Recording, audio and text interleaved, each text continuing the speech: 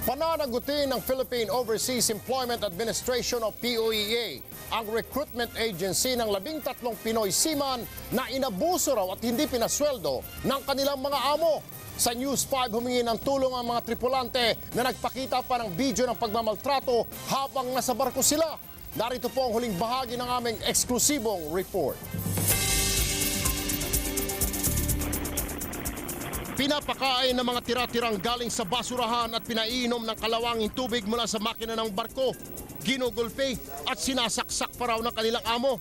Ito ang bidyong ipinakita sa News 5 na patunay raw ng pang-aabuso sa 13 Pinoy seaman sa tinagurian nilang impyernong barko. Giit ng Migrante International, hindi ito makatao. Nakakagalit, nakakalungkot dahil hindi mo sukat nakalain na yung mga subhuman condition na inabot ng 13 natin mandaragat.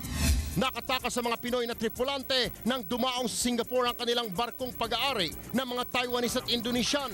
3 buwan silang nagtrabaho pero hindi raw sila nakatikim ng sweldo. Panawagan ng migrante sa gobyerno, dapat panagutin ang nag-recruit sa mga Pinoy ang JMP Polaris Navigation Incorporated.